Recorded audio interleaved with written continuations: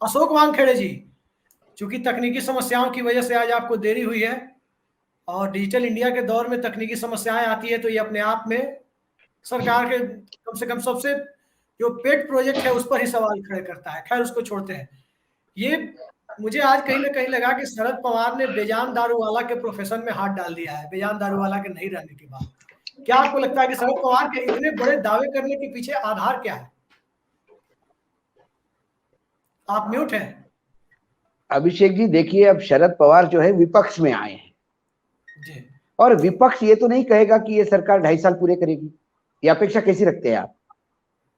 जब नई ये महाविकास आघाड़ी की सरकार बनी थी तब पूरे बीजेपी इंक्लूडिंग देवेंद्र फडणवीस हर सप्ताह इसको लीज दे रहे थे कि अगले वीक गिर रही है, अगले वीक गिर रही है। 2.5 साल उन्होंने निपटाए और अल्टीमेटली सरकार गिरी। तो ये तो चलेगा, ये तो बार बार कहेंगे कि अंतर्द्वंद है, ये धोखा देके गए हैं। उसके पहले वो हिंदुत्व है। सारा खेल सत्ता का मक्खन खाने का है और आंकड़ों का है। आंकड़े हमारे साथ है तो कोई बलात्कारी भी चलेगा, डकैत भी चलेगा, भ्रष्टाचारी भी चलेगा। यदि वो मुझे सत्ता में लाता है तो फिर वो मेरे लिए भगवान है, और यदि उसके वजह से सत्ता जाती है तो फिर वो धोखा देना, ये करना। तो अभी इस नैतिकता के हमाम में महाराष्ट्र क्या पूरे देश में कोई भी राजनीतिक दल पाक साफ नहीं है, सब नंगे हैं। तो जब आप बोलते हो कि महाराष्ट्र में ऐसा किया तो फिर हम पूछते हैं कि दूसरी जगह क्या किया आपने, तो चुप हो जाते हैं। तो ये कुल मिला के सत्ता का खेल था। बीजेपी के पास 106 हो गए, बीजेपी को 126 पहले पिछली बार मिले थे, 122। उनको लगा इस बार दम मारेंगे तो 140 तक पहुंच जाएंगे, इंडिपेंडेंट पकड़ के हम सरकार बना लेंगे। वो नहीं बना पाए। 106 ऐसा आंकड़ा बना कि महाराष्ट्र में बगैर सेना के वो सरकार नहीं बना सकते थे, और सेना के साथ यदि कांग्रेस एनसीपी जाती तो फिर वो सरकार बना सकते थे। तो इन तीनों पार्टियों में कोई एक दूसरे से लेना देना नहीं है। बीजेपी का पीडीपी से कोई लेना देना नहीं था, चौटाला के साथ कोई लेना देना नहीं था। लेकिन यदि सत्ता का सुख भोगना ही है तो फिर वो सब चल जाता। तो ये सब तीनों इकट्ठा हो गए, इकट्ठा हो गए और चलाई सरकार। अब उसमें एकनाथ शिंदे जी को लगा होगा कि मुझे मुख्यमंत्री पद चाहिए, नहीं मिल रहा है। अब वो प्रधानमंत्री तो बनने से रहे, वो महाराष्ट्र की राजनीति से आगे नहीं बढ़े थे। उनकी पहुंच महाराष्ट्र की राजनीति में, महाराष्ट्र की राजनीति में मुख्यमंत्री से बड़ा कोई पद है नहीं। अब जीवन में उन्होंने ये जो तमाम लोग हैं 50, मुझे तो लगता है कि अब तुलसीराम, मुझे ज्यादा उसमें एक्सपीरियंस है कि वहां बैठे हैं मुंबई में तो वो एक की जन्म कुंडली जानते। मुझे तो लगता है कि ये जो 50 लोग जो गए हैं उधर, ये सब राजनीतिक वीआरएस लेके गए हैं। अब 2.5 साल तक का ये एंजॉयमेंट करेंगे और उसके बाद राजनीतिक वीआरएस है। अब देखिए, छगन भुजबल गए थे। अब छगन भुजबल क्या होते? छगन भुजबल की इज्जत तो थी शिवसेना में, ऐसा तो नहीं था। लेकिन अब वहां गए तो अब वो पवार जी के भरोसे है। पवार जी ने बोला तो जीत भी जाएंगे, नहीं तो विधानसभा भी निकालना मुश्किल। नारायण राणे गए। नारायण राणे की क्या औकात रहेगी वहां पे? लोकसभा तक जीत नहीं पाएगी बीजेपी के भरोसे। अब ऊपर से आशीर्वाद मिला तो वो मंत्री है। अब नई मंत्री बनाए उनको तो क्या कर लेंगे नारायण राणे? मुझे बताइए क्या ऑप्शन है? वीके पाटिल हमारे जी, वो बड़ा कांग्रेस ने तो लीडर ऑफ अपोजिशन बनाया था, वो बीजेपी में चले गए। कहां रह गए वीके पाटिल? पीछे चुपचाप बैठे हुए हैं। अब बीजेपी जो आका दे, ना दे तो भी भला, दे तो भी भला। तो इन लोगों को भी मालूम है कि इनका ये वीआरएस पीरियड चल रहा है, सबने अच्छा खासा कमाया है, इनमें से एक भी ऐसा नहीं है जो करोड़पति नहीं है। तो बाकी बची हुई जिंदगी आराम से जी के, कहीं लड़का वड़का इधर उधर, कोई लोकसभा कहीं विधानसभा मिला तो ठीक है, नहीं तो ग्राम पंचायत, पंचायत समिति और जिला परिषद के तो चुनाव, नगर पालिका, कारपोरेटर तो बनता रहेगा कोई ना कोई परिवार से। तो ये कुल मिला के सारा खेल इस बात का है। शरद पवार जी के पास, इनके पास, देखिए, कोई भी जब आप तोड़ते हो पार्टी तो पार्टी तोड़ने के लिए पैसा चाहिए, आपके हाथ में एजेंसियां चाहिए और लॉजिस्टिक चाहिए। ये तीनों चीजें वर्तमान में ना कांग्रेस के पास है, ना सेना के पास है, ना एनसीपी के पास। जी, एनसीपी के पास तो पैसा की कमी नहीं है। नहीं, मतलब आगे बोलने तो दीजिए। कांग्रेस, सेना, एनसीपी, ये जो महाराष्ट्र के नेता है, इनका आउटगोइंग सालों से बंद है, सिर्फ इनकमिंग है। बीजेपी में क्योंकि सेंट्रल कलेक्शन है तो वह आउटगोइंग इनकमिंग ऑटोमेटिक चलते रहता है। दूसरी बात, एकनाथ शिंदे ऐसे एक नेता है कि जिनके पास इनकमिंग भी है और आउटगोइंग भी है। उन्होंने ठाणे में साम्राज्य ऐसा नहीं बनाया, उन्होंने बांटा भी बहुत है। तो ये 50 लोग जो आए हैं, इनको मंत्री, इनको पता है इनको तो मंत्री सबको नहीं बनाया जाएगा, ये पहले से तय होगा। लेकिन जो मंत्री नहीं बने उनका एक वजूद होगा, उनके ट्रांसफर पोस्टिंग के कोई काम नहीं रुकेंगे, उनके कॉन्ट्रैक्ट्स के कोई काम नहीं रुकेंगे। और एक विधायक को क्या चाहिए होता है कि कोई उसके पास आए और उसका काम कर दे, जो भी वसूलना है वसूल ले। तो ये बाकी लोग इस बात से खुश है कि हमारा कम से कम इतना तो केयर करे जाएगा। शिवसेना में तो ये भी नहीं हो रहा था, क्योंकि सारा मातोश्री से तू रूट हो रहा था। ट्रांसफर पोस्टिंग भी मातोश्री ने स्टे दे रखा था, इस मुख्यमंत्री के ऑफिस से ही जाएगा, ऑफिशियल डिसीजन था। तो अब ये टूटेगी ऐसा मुझे नहीं लगता। ये आंतरिक द्वंद नहीं है, ये 50 को मालूम है हमारा आगे क्या होने वाला है। 50 नहीं, इसमें एक सवाल है अशोक वानखेड़े जी, एक सवाल इसमें है कि मान लीजिए 12 जुलाई को दल बदल कानून की भेंट चढ़ जाते हैं 40 विधायक, ऐसे हालात में तो उतनी स्ट्रेंथ कम होगी, फिर भारतीय जनता पार्टी तो 106 के ऊपर नहीं, उसमें भी कई लोचे हैं अभी जी। मुझे इस बात की मैं गारंटी देता हूं कि महाराष्ट्र का ये मसला दल बदल का, और पार्टी कौन सी है, ये 2.5 साल तक चलेगा। 2.5 साल तक चलेगा ये। तुलसीदास जी भी इसमें डेट से पे डेट आते। मैंने बताया था आपको किस्सा गोवा का। गोवा में कांग्रेस का एक बहुत बड़ा धड़ा बीजेपी में चला गया, बिगेस्ट पार्टी थी कांग्रेस, बीजेपी ने सरकार बना ली। अब जो गए वो बोले हम ओरिजिनल कांग्रेस है जी, और उन्होंने कहा कि भाई एप्लीकेशन लगाई कि ये धड़ा अलग है, इन पे एक्शन लो। तो स्पीकर ने एक्शन ही नहीं लिया, तो स्पीकर से जल्दी एक्शन लो करके सुप्रीम कोर्ट गए। सुप्रीम कोर्ट ने एक्सेप्ट कर लिया एप्लीकेशन और पेंडिंग पड़ा रहा। कई महीनों के बाद लगातार एप्लीकेशन लगाने के बाद वो आया लिस्टिंग पे। 19 बार लिस्ट हुआ, हियरिंग नहीं हुई। फिर पहली बार हियरिंग हुई तो 8 महीने की डेट मिली, पस्त हो गए।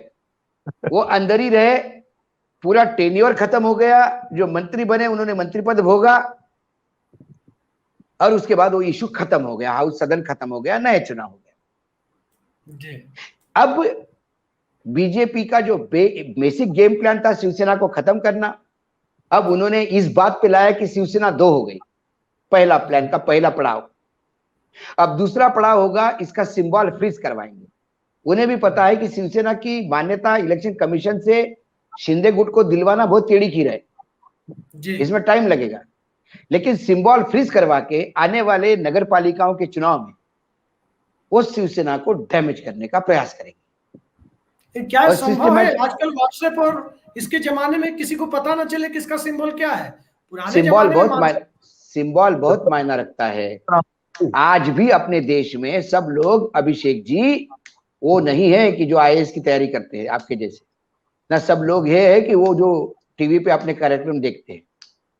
आज भी मैं याद है मुझे, इंदिरा गांधी के मरने के कई 2, 4, 5 साल बाद चुनाव हुए, और मैं तब मध्य प्रदेश में फ्री प्रेस में था, और मैं दिलीप सिंह भुरिया जी, अभी नहीं है वो कांग्रेस के बड़े कद्दावर नेता हुआ करते थे, तो झाबुआ से चुनाव लड़ते थे।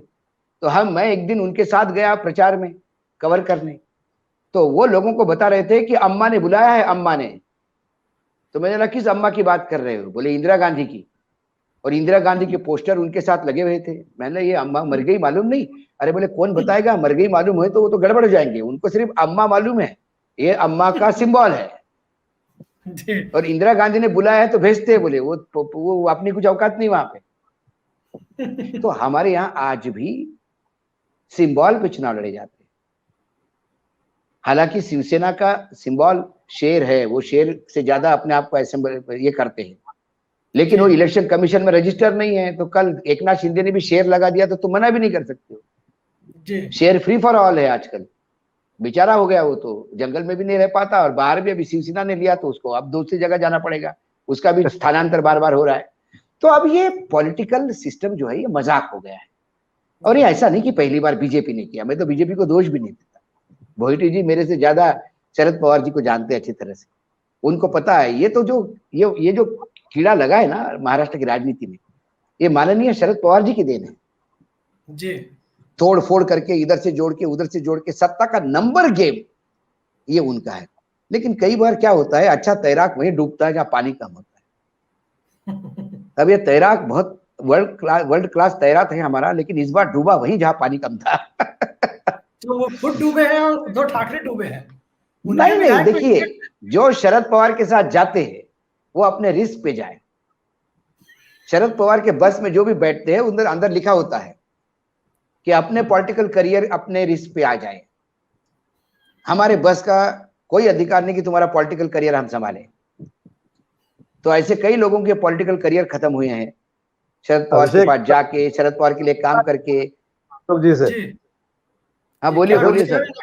पूछ रहे हैं आपसे अशोक जी मेरा हाँ। एक सवाल, तो आप और तुलसीदास जी बहुत एक्सपर्ट है हमारा, मैं ये जानना चाह रहा हूँ कि जो एकनाथ शिंदे और 12-15 विधायक ईडी के नोटिस थे, अभी अपवित्र थे जब तक पूरे कमल सरोवर में स्नान उन्होंने नहीं किया था, लेकिन अब उन केसेस का क्या होगा जो बीजेपी के साथ जाकर सरकार बना चुके हैं? तो अब ईडी के जो नोटिस में मिले हुए तो उनका क्या होगा, उनका भविष्य क्या है? क्या वो एकदम परम पवित्र होगा?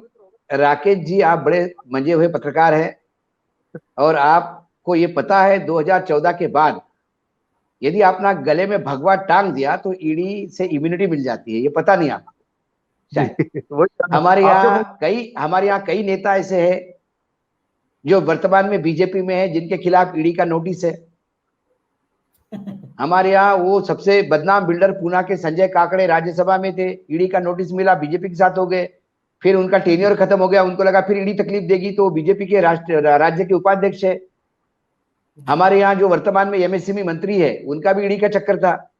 कृपाशंकर उत्तर प्रदेश से आते हैं, भाई कौन नहीं जानता उसको कांग्रेस में। सबसे बढ़िया परिभाषा दी गई है आज ईडी की परिभाषा दी गई एकनाथ शिंदे और देवेंद्र और एकनाथ शिंदे। उन्होंने कहा कि ईडी की सरकार है तो एकनाथ है और देवेंद्र है। और हमारे यहाँ तो आपके यहाँ तो मतलब हमारे यहाँ तो खुला खेल है ये। हर्षवर्धन पाटिल एक बहुत बड़े माने हुए नेता है पश्चिम महाराष्ट्र के, यदि मैं गलत नहीं हूं, उन्होंने अपने भाषण में कहा भाई मैं तो आराम से नींद सोता हूं, ना ईडी का डर, ना सीबीआई का डर, ना इनकम टैक्स का डर, क्योंकि मैं बीजेपी में आ गया हूं। जब ये खुलेआम बोला जा रहा है तो आप पूछोगे ईडी का क्या हुआ? कौन सी ईडी साहब? ईडी वाले माफी मांग लेंगे इनसे, सर हमको पता ही नहीं था कि ऐसा, आप उधर चले गए। आपने देखा नहीं स्वामी प्रसाद मौर्य, इन्होंने बीएसपी में थे तब इन्होंने कुछ देवी देवताओं को गालियां दी थी, उनके खिलाफ एफआईआर दर्ज हुई। वो जैसे ही बीजेपी में आ गए भूल गए देवी देवताओं को गाली देने वाला, तो उनको लगा पुजारी हो गया ये तो। नरेश अग्रवाल जैसे ही उन्होंने बीजेपी छोड़ी 8 साल पुरानी एफआईआर निकालकर वारंट इशू हुआ जी। तो ये अब टॉमी को बोला गया कि इधर नहीं भौंकना, टॉमी भैया है ना, तो टॉमी पूछ हिलाने लगता है। तो अब टॉमी को बोल दिया गया कि टॉमी ये 50 भैया है, तो सब टॉमी पूछ हिलाएगा। फिर टॉमी बोलेगा किधर देखूं, बोले वो 16 है उनको ढूंढ, वो बाहर रह गए, भोंक उधर जी। ये है, तो आप भूल जाइए उस बात को। मैं संक्षेप में आपसे जवाब जानना चाहूंगा अशोक वानखेड़े जी, शरद पवार ने जो आज ये जो फोरकास्ट किया है इसमें कुछ प्रतिशत आपको दम दिखाई देता है क्या? कोई दम नहीं है ना, कैसा, वो क्यों नहीं बोलेंगे मुझे बताओ अभिषेक जी। वो एक विपक्ष के नेता का एक स्टेटमेंट था, उसके पहले उन्होंने दिल्ली में कहा था कि ये शिवसेना का आंतरिक मामला है लेकिन उद्धव सरकार को कुछ नहीं होगा। क्या हो गया? तब कुछ ने नहीं कहा ये फोरकास्ट करने जा रहे हैं, सरकार गिर गई। तो विपक्ष का वो शरद पवार क्या बोलेंगे, नहीं नहीं ये लोग तो अब 2.5 साल चलेंगे, गुरुजी ये बिल्कुल सॉलिड गए हैं, ये तो नहीं बोलेंगे ना जी। अब वही एकनाथ शिंदे जो भ्रष्ट थे, कल तक बीजेपी वाले कह रहे थे वो अच्छे हो जाएंगे जी। मुझे तो हमारी यहाँ एक शेरनी है बीजेपी में, चित्रावाग, भयानक एग्रेसिव, और मैं मुझे गर्व है उसके ऊपर, मुझे मतलब बोलती है तो बोलती है। उन्होंने संजय राउत का इस्तीफा संजय राठौड़ का इस्तीफा ही करवाया व्यभिचारी और बलात्कारी बोलते हुए। अब वो उनके साथ बैठेंगे। तो वो तो होती है। किरीट सोमैया को समझ में नहीं आ रहा है अभी किसके बारे में बोले और किसके बारे में नहीं बोले। जिनके बारे में बोला था वो सब भाई साहब हो गए। अब मुख्यमंत्री के लिए बुके लेके जाएंगे जिस मुख्यमंत्री को भ्रष्ट कहते थे। तो ये छोड़ दीजिए ये बात आप सब। तो इसलिए वो विपक्ष का स्टेटमेंट था, अब उसमें सरकार तोड़नी पड़ती है साहब, टूटती नहीं। आपको क्या लगता है सरकार की आयु कितने दिनों तक दिखाई देती है? सर मैंने बताया ना आपको, मैंने तो सारे पॉइंट्स आपको अंडरलाइन कर दिए। ये सरकार टिक क्यों जाएगी? क्योंकि इलेक्शन कोई नहीं चाहता महाराष्ट्र में। दूसरी बात, ये जाके बाहर करेंगे क्या? अब वो एकनाथ शिंदे का गुट जो है 50 जो 40 लोगों का है, इसको अभी रिकॉग्नाइज किया है।